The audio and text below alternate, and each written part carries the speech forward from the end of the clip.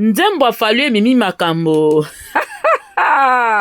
Balobi bravo l'artiste parce que Nzembo fait ça là-bas, il fait nakati ba vie normale ya batu, la vie réelle de gens. Il faut que les effets soient visibles, les effets de la chanson quoi.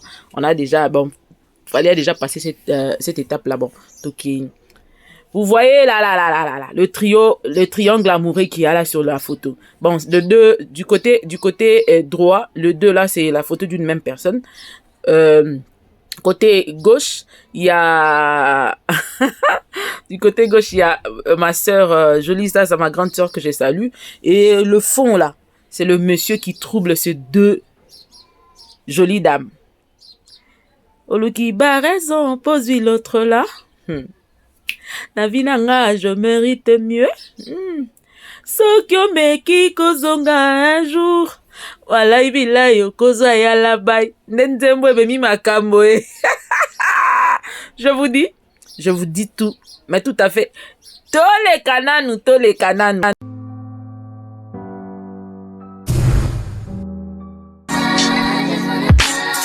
Donc, rien que Nzembo ya fali. Il y a de ceux qui doivent chanter, ceux qui ne doivent pas chanter. Mais avant toute chose, j'ai dit merci à celui qui a créé le ciel et la terre, Tata Nzambe, Mokelina Nyonso. Oya kokisaka nyonso, asalaka nyonso. Ata baseki yo, nenga zana yo kelaka ema wapona chaîne ne salaka 50 vues, persévère. Tu vas arriver quelque part. C'est par la persévérance, la croyance en Dieu. Tu mets Dieu comme base. Ne oye ba omona ndenge nini. Ba vu pende ko changer neni chaîne ezo mata veut dire merci na ba oni so bazo accompagner ngai. Cordon JR, merci pour ton aide. Na pesi lisusu merci énorme. Na ba oni so bazo accompagner ngai na musala o ba conseil na bino de partout. Merci énorme. Vraiment Nzamba pambola asala bino bola mo ebele. Merci na ye moko ba benga kangala pa na pesi mbote pe pour na ba conseil na yo Ivipan, merci énorme pour tes conseils aussi. Merci moko kimi mego yakaka. Ya nanga moko maman nanga. Ma sele na pesi mbote sika wa poza na pesi mbote na la reine de l'île na pesi mbote ayo yango wana na pesi mbote na d'Artikis Business Sans Frontières na yaya nanga Jofis Lombo na docteur Dalida Kiboke la kaka ndenge ezalaka mwasi mayele pe bwanya biso tozali na baline wana tozolanda horizon 2030 faut basi nyonso bazala na doctorat na bango na maboko po ezalaka kaka bongo na pesi lisusu mbote na nani lisusu na bosani exotique Eska na vitrine na pesi mbote na pesa lisusu nani mbote po ba comprendre na pesi bino mbote sika wapi bo fandi bo umela. Merci à tous ceux qui viennent, merci pour vos abonnements, merci pour tout. Na ko sala analyse oyo. Pesanga bongo na yo ko pesanga matoyite pesanga bongo tia mwa motema me motema mwa ndambo na sima poso motema eleki ebele mo ba sentiment trop moi ba émotion ezalaka mwa makasi nga siko na lingato réfléchir sans trop être émotionnel, plus c'est ce qui est réel qu'on doit dire. Donc, Nzembo a fallu bimi boyoki na yimbi na bandeli wana. Oliki ba raison, pose-lui l'autre là. Na vie nanga, je mérite mieux. Soko meki kozonga un jour. Voilà, ibila yo kozwa ya la bye. Bye. Donc, Nzembo oyo, et lui qui la couple makambo. Papa Fali. Est-ce que talaki Nzembo ya fait bima? Webi ke banzembo afali ezala pona kobondela ba mabala kobwake la jeton so bokabwani dans tout y est tout ce qui parle de l'amour les circonstances de l'amour tout ce qui se passe dans l'amour kobongisa kobebisa kokabwana kopanzana tout ça là dans des albums de Fally Ipupa on trouve des réponses à ça et du coup je récapitule un peu le monsieur que vous voyez au fond là c'est un monsieur de beauté image. Selon l'histoire, je maîtrise pas trop. Peut-être que j'aurai Rita ou celle qui va accepter de me parler. Monsieur Bomo en a fond, on a comme beauté image. Et la beauté image. La beauté dont on parle là, je crois que c'est pas la beauté physique, c'est plutôt la beauté par rapport à son travail. Parce qu'apparemment, il est dans les images. Dans tout ce qu'il y a comme image, prise de son, prise de vue, photo, et tout ça, la montage, images, vidéo et tout ça. Là. Apparemment, bon, je suis pas là pour faire sa publicité. Bon, surtout qu'un homme qui fait ça aux femmes, moi, j'aime pas trop. Et du coup, beauté image, c'est celui-là qui est derrière. Selon l'histoire, il vivait avec Coquette Sassa pendant qu'il était à Kinshasa. savez que coquette ça qui celle qui est au hasard na gauche na biso, c'est une artiste de notre pays. Donc c'est normal qu'il se rencontre avec une personne, un opérateur de prise de vue. Pourquoi? Parce que ils ont musala basala na milieu wana kozala mingi wana bala na entre bato wana bato bala na théâtre mingi. C'est bato bala ka artiste. Donc c'est normal. Les gens, quoi, journaliste à Bali, opérateur de prise de vue et de son. Yangwana. Et du coup, et au là que, apparemment, le monsieur a voyagé, il est parti en Europe. Tu supposé que Bakabona qui n'a coquette. Aïe, beaucoup la dame qui est les deux photos qui sont à ta droite quand tu regardes l'image. Et c'est comme ça que Babandi Govana, la dame, Bavandi et tout. Et arrivé, je crois que vous avez déjà suivi ça, je survole. Parce que l'équipe d'Internet, pendant ce temps, moi, j'avais un problème sur mon compte, donc je ne parlais pas. Et du coup, Vandi Naeti, la dame, en pleurant, pas Ayokobo, il y a la dame, en pleurant, elle a beaucoup regretté. Pourquoi? Parce qu'elle se disait que le monsieur le menaçait. Si Basaki ensemble, on menacé, il faut s'azemi. Hein? Parce que la dame, je crois qu'elle est dans la quarantaine. Bien qu'elle était mariée avant, elle a eu 4 gosses avec un monsieur qui a été arrêté après. Et bon, arrêté, n'a été ce combien de temps la prison. Mais apparemment, il a traîné là-bas en prison. C'est ce qui a fait que quand il est resté, Beauté Image à mon ani, Badingani n'a pas Beauté Image. Et Beauté Image là a appris comment faire des émissions sur Internet. Ils ont même ouvert une chaîne. Donc pendant ce temps, Coquette, c'est là qui côté la bango. La Coquette était en train de regarder, de suivre peut-être. Et nayebi te soki na temps wana c'est l'homme qui lui avait demandé de rester calme parce que Yazaki na but na banda oluka et pas Yarita. Et du coup biso de ce côté là coquette na lisolo mais quand on veut faire le juste milieu, on est réaliste maintenant là. Mes analyses ne seront pas au parti pris kaka ozonelité. Soki mutana na faute de condamner, soki mutana na raison de repérer ses raisons. Et du coup moi ça ça l'union ça qui papa docteur a quelque luka ba solution ba soki ba pomper ce qui ni kuna jusqu'à ce que azu moi j'ai refusé de mettre la photo de ce bébé. Je crois qu'elle doit avoir moins de 2 ans. Et tant où azu aboti alors que Beauté Image c'était il était en train d'écrire une histoire pour Aïba Kozoa papier. Parce que ce robot, tu as vu que ça va un peu plus vite. Et a déclaré, comme la fille avait le document, a déclaré Azu Mukanda à la bandit, que sa tantine film, la fille a raconté tout ce qu'elle pouvait raconter sur Internet, en disant que Ninga Banda ko humilié, ko sala banko, ko kende, na rozongate, na royate, po ya boye am susu qui faut appeler ça imbo pour mobile aya. Quand tu arrives déjà à ce niveau-là, faut abandonner. Ni non. Alani. Ali kokota mambo bongote. Et c'est comme ça que la femme a décidé, elle est passée à la terminale, elle avait fait presque une dépression apparemment, parce que apparemment Rita, celle qui est à notre droite, c'est Rita, et celle qui est à notre gauche, en regardant l'écran, c'est Jolie Sasa. C'est Sasa, donc je vais appeler Rita et Sasa. L'ex, c'est en Europe, c'est Rita. À Kinshasa, c'est Jolie Sasa. C'est comme ça que la fille, finalement, les gens l'ont conseillé, ainsi de suite, surtout pour voir ses enfants se mettre dans cet état-là devant ses enfants. Batebele va conseiller qui est tout ça là. Ndaye ko décidé à tiki naye, à tiki le gars. Et voilà, c'est bon. Maintenant, la chanson de Fally qui est sortie là, la dame Rita a sali vidéo. Qui a raison, pose lui l'autre là. Voilà, il là, il se rozongi là. Et du coup, Coquette Sasa a réagi par rapport à ça. Maintenant, lingana tchela bino nanu, boyoka, namato ina bino moko, comment ça s'est passé, interaction na bango mibale, et puis après nga nazoya sikoyo, koya kopesa toli pe kosala analyse na ngai proprement dite. Donc na banana kosala bino récap na CDC, nazo tchela bino ce qui se passe maintenant et les vidéos qu'ils ont faites sur TikTok, et puis après je reviens à tout de suite.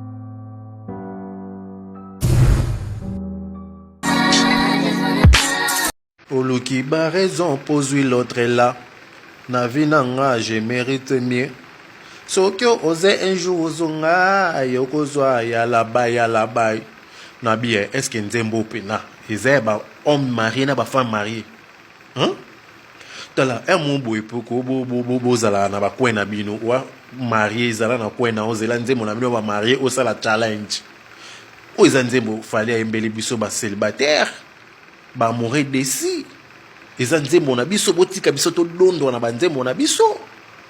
Mais tozoyeba na soute nani marié nani célibataire bino nyonso bokomi soki un jour ozongelanga okozwa ya la bail.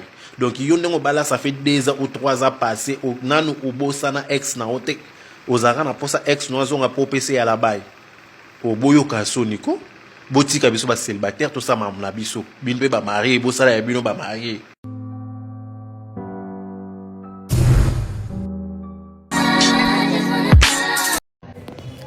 Nzembo wana sans blague ngape na olinga makasi soki un kozonga un jour walai bilai okozwa ya là-bas non le long mabenga pe na olinga vraiment kitoko mais avant emba ngotala pe nanti bayebiso ex nyonso azonga ya bokabona na circonstance ni boso yum tozwa ya là-bas bokabona na circonstance ni dans la circonstance bokabona ki soyo zana raison en tout cas dopenza ya là-bas. Tous nous avons suivi la vidéo, soit les vidéos, les 2 vidéos de Rita et de Sasa. Voilà ce qui s'est réellement passé. Et moi je reviens pour dire ceci. Coquette Sasa, je commence par toi. Tu as l'homme avec toi. Beaucoup manaye, bolakisa biso ba photo en amoureux et tout ça là. N'es-tu toujours pas rassuré? D'ailleurs, tomoni biso nyonso que okoma olata de alliance nini ya mariage, bague ya mariage. Je crois que c'est suffisant pour toi.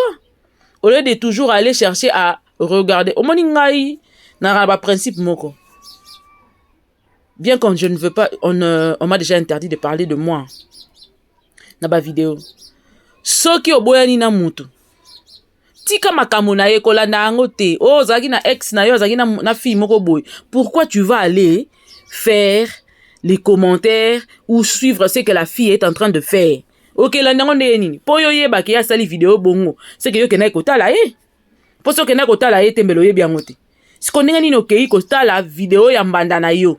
Donc toi tu dors sur son TikTok sera boire à jeter po yo répondre à ye c'est que soit kayo c'est ou soit quelque part tu n'es pas rassuré, c'est que mobile il faut rassurer, c'est nga biloko mobile il faut ça là pour rassurer yo parce que bolobi ke ya bien te a ninga zali wana azala mabe ninga ozo expliquer na vidéo na yo.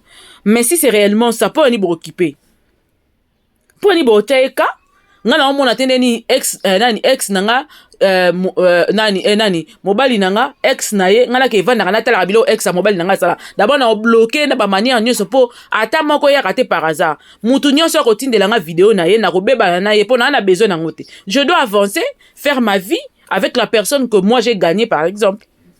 Si c'était moi vraiment nga réflexion na ngeza bongo po na nini okende ko landa ka makambo nanga sala ka donc na nanga ite na zangisa nanga kimia nanga lemso na ko yamba mobile nanga bien toza na biso bien nazanga kimia wana kaka po na ketala ka mbanda donc ngamoko na oluka kozanga kimia.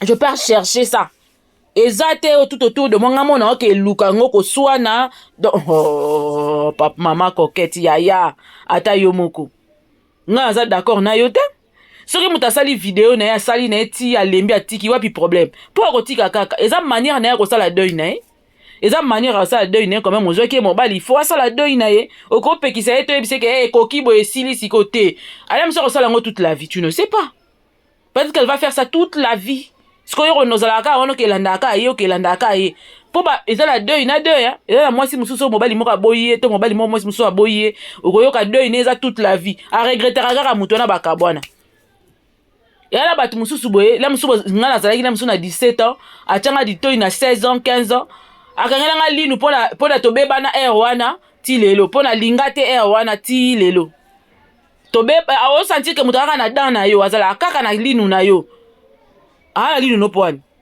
menga makamune talinga tabala abota asala nini akoma milliardaire akoma président de la République c'est pas mon problème du moment où je suis heureuse dans ce que j'ai fait.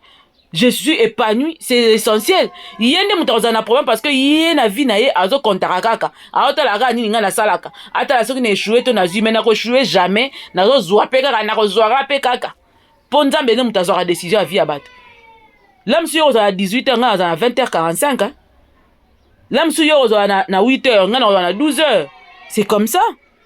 So de aussi mobile. Et que mobile a rassuré à la tisi au bag à fiançailles. En quoi encore tu pars te bousculer avec l'ex de ton homme? Au moins t'es rabaissé. Yo. Et là qui savent que même na bolingo yo pose no rassuré té. Hein? Yo pour la sécurité rassuré té. Mais sérieusement quand je regarde que ces deux jeunes femmes là, au babunda ba luka ba vina bango, mobile moko azane sans griffe, a osaka na bino lokwa loso, a opona bepwani. Bon là que ça peine que net va travailler esprit na bino loko sonika beauté image quand même aussi c'est bino mayele nyonso bon mukobo kuta ce qu'on a président de la république kat c'est ba tu na bambeli to bokuta pena mutu pena on va dire un bon tonton pena au tali penozo kanetika ozwa netika miel pour ba tonton bazar tu sens vraiment que oh tonton quoi un bon tonton peno tali oh pena ya représenter na bato oh Moïse Mbi ayembaka monta olakisa na bato yeyo ya représenter na famille oh ata mama na ona tata no batali pena ba mwana na sa mutema papa sauter maman papa na maman ba sepeli parce qu'il y a de ces hommes qui sont beaux extérieurement beaux na poche et puis comportement kitoko baza un bon tonton bogar ala ta bien azala propre likolo nango aza stable likolo na nyonso abanga nzambe likolo nango matabisi nzambe wa bakselo likolo nango zo bon comportement mutu ke na église abanga ane nzambe te na pe na comportement mabe sikoyo nzambe apesi cocktail ya un bon tonton bogar bien soin alinga nzambe abanga nzambe ana comportement kitoko veut dire a tombolo pe alokwa reine.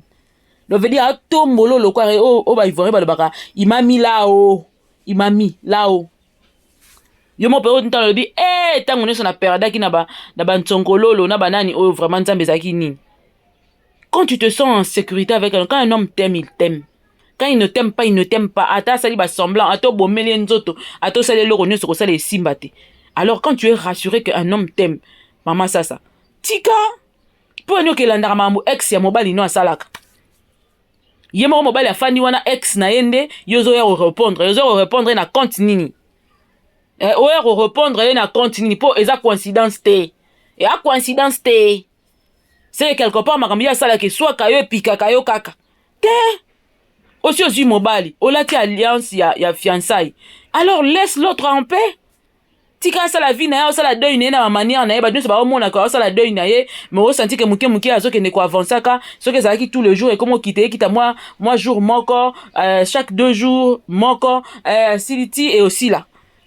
mususu ko lela na ko zo 2 ans mususu ko lela 3 et puis il faut comprendre yo pour moi si o yebi pas si on a ndenge sala ka alors so zo yebi na wango beta na okara. Pourquoi tu veux encore faire allumer le feu ou bien on a pour ça va beta liso na bino avant 2023 et kota Tony pour ne lingi batu ba manquer au respect tande batu ba oloba na yo ata yo moko penza mama ata yo moko aussi aux mobile yo gagner combat bobi tuba bobunda ki si esila aux mobile ba sali o fiançailles soki ba sombele mutuka so bokenda so nini yesu ko afandi na ye na bébé na ye ba sundole lié a ça la vie na ye. Comment tu peux aller répliquer dans une vidéo pareille et pour sali pe vidéo qui sont monté poster peu o yo ki peka so monté qui quel était maman wana eza video ya bato baza balobi yango bien eza video o bayembeli bato batiki bango basundoli bango ozwi ba raison pour ozwi l'autre là ye ayembi nzembo po tomber penda par rapport ya situation na ye et puis alobi ka ozongele lisusu te écoute yo faut sepela parce que na kati ya nzembo ya biso kozongi kozwala ya la bail donc soki beauté image azongeli ya kozwala ya la bail akozongisa ye te siko en quoi ça te dérange pona nini etia mal à l'aise. Pour pas citer l'autre là il y a koto ya yo wa mukolo wana mwana koli déjà babi azeli koko ya ba vidéo mususu faut éviter pour conseil repère ça mon ezani pardon botika manga mwana et puis beauté image wa mobile on a lingo kota pena pa na yo te pour na mon elo ni bino bo sala bo bunda wana te c'est un profiteur ça se voit que c'est un monsieur profiteur. Azo profiter na bino nyonso ayebi ke pas ça facilement bando sala ba gag na banini pa nza domaine na yo bando bengela ye bato ya ba gag na biloko wana nyonso et tout ça là atomboli chaîne na ele musu pa obwaka yo na yebi mutayebi pa azate pourtant pa bando sala na rita mutayebi pa azala kite ana ba intérêt na koto ayaki pour intérêt ya papier azui papier asisi akei pas joli ça zozela avanisa makambo abando sala ba gag po ayebi que Jolie ça za star ndenge za domaine oyo ya travaillaka excusez akobengela ye baninga na ye na ba prix abordable eza chaîne na biso chérie tokolisa chaîne na biso chérie tokolisa chaîne na biso tant bokolisa so pa robwaka ya bwaki yo lokwa wa salaki nani oyo Glady nani komoni nani moi non komoni nani ko dit c'est quoi ça, comment je peux oublier son nom, c'est n'importe quoi ça là, moi non Aïda mutu wana utiliser ce beauté image peut utiliser ti asisi pepe à bois qui peut binonio so pe kaye lukasu mususu. Déjà un homme qui se comporte comme ça sans sonia zo sala makama minene boy asali makama na botisi yango mwana papier na ye wana po azonga ndimi abotisa mutu aboti mutu makila na ye matire ko sundola ngo kipe yango te po akende. Donc il est prêt à tout pour avoir sa stabilité et azo lukango na sima ya basi yo baza ba naïve. Alors, on a si ma bâche bazaba naïve, à vous les femmes de devenir sages. Si vous n'êtes pas sage, moutaria aussi la bino ba vie na bino place na bino azate bino mi balende faut comprendre que aga mobali agope ko boya yo sasa akepe ko lukasu mususu bobando yo sona aga boko ma 3 bozo sona na o wala pa ko masika ainsi de suite. Botika pardon Jolie ça je n'ai pas aimé nde moninga banda vidéo na ye falo tika na vidéo na ye fallait pas yako kota makambo ya kopesa ba réponse, c'est trop sale, c'est une bassesse na yebi que yo za intellectuel comment ko sa mamba ndingwana. Je suis trop blessé. Et puis déjà botoli moninga mobile zo ke zanda ko soni se suponi déjà za pasi oyo moi sino sa linga ate ya pasi o moi sino linga gobete sko linga kende ko ndima ndenge nini. Donc azania comme son camarade na ye alo baratia kanga munoko afanda bonga beta maboko merci no zolenga mobile, non ça se fait pas. Au qui bat raison pose l'autre là. Navinanga je mérite mieux. Soko me ki kozonga un jour. Voilà ila yo koza yala boy. Ba yembeli yote. Nazonge lirita. Maman silisa matanga oyo pona yo ki pe na ba vidéo muso lobi que obani déjà relation na mususu ozongeli no papa bana na yo aza papa bana no, vraiment ça serait une bonne chose bozonga na parce que na ye bovani pendant longtemps. Peut-être que muta sala ba erreur à se relever. Je sais que mobali pa utaki na kacho na prison on a 8 ans et belé et que yo posa muto zaki ozana ki makina na nzote zaki ko sala ezaki normal ko kuta na mobali mususu, mais ceux qui vont se pardonner sincèrement, expliquer que vous se pardonner sincèrement, moi naza na kati ya relation ozaki après ce que est-ce tout sans signe il n'y a mieux encore, mais ça dépend sur mobile alingara yo à comprendre yo et puis beaucoup avancer la bino bien que cause la mingi sujet à discorde na bino surtout que l'enfant est là, mais tika nzamba pe sa kimia boyo kana ozongele sengona parce qu'on sent déjà que tu commences à redevenir toi. Prends aussi soin de toi.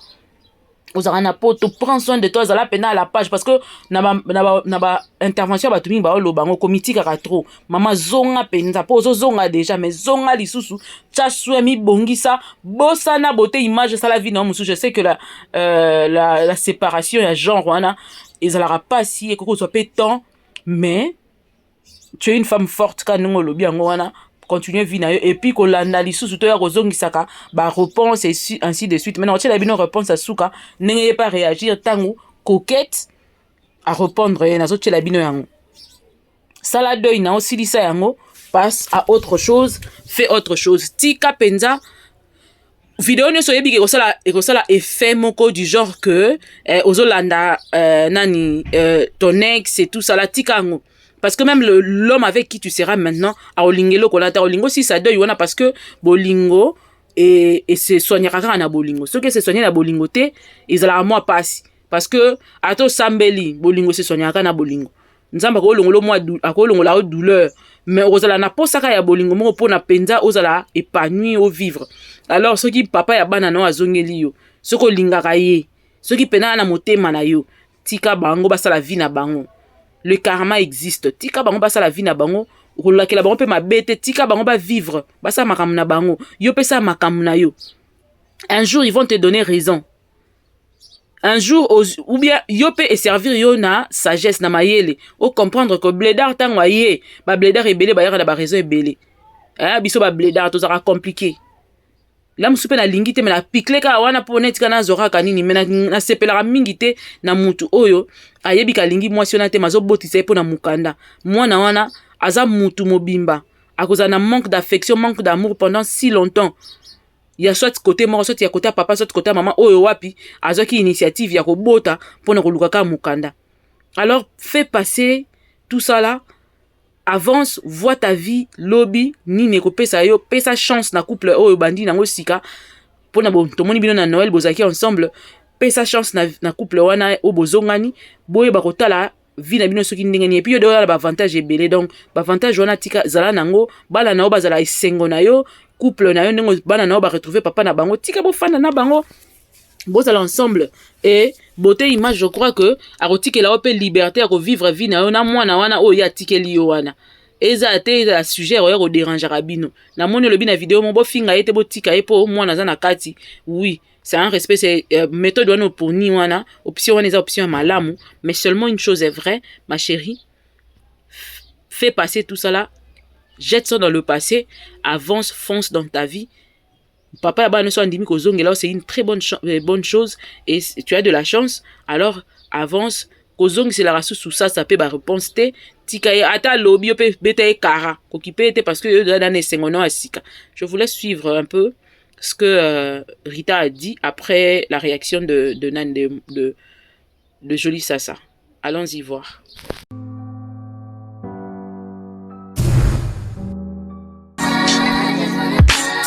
Pona moi pe yo zo considérer mbanda na yo ngana considérer mbanda na ngate pe otikala ko za mbanda na ngate jamais kutu de longo la penda idée na mémoire na ngakuto za raté na makanisa ngakuto za raté le so nga série vidéo na ngai ko lukara to ko répondre ngai na nga vidéo na ngai non nga série vidéo na nga fali poupa comme je l'aime trop tout le nzem na tchaka ona lingaka na tchaka na ba vidéo na ngai ke loko pigme o kemba ko sa takata banzeti na zamba yo ke bana yo na place bambana tchaka o to za musika wa loko teli papa pendali nzanza penza oki no longo na pa na ba idea ba kimbanda o zambanda na ngati na zabe mbanda na ote jamais de la vie to wela ngana oni to wela ngana oni ozo wela mbanda nga wela mbanda ote on est fasaki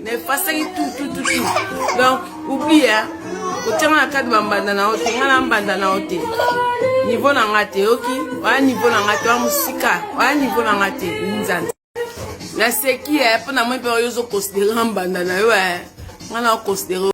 Voilà, on est arrivé à la fin de notre vidéo. Sinon, n'hésitez pas de vous abonner, de partager, de commenter. Merci énorme de tout ce que vous faites pour moi.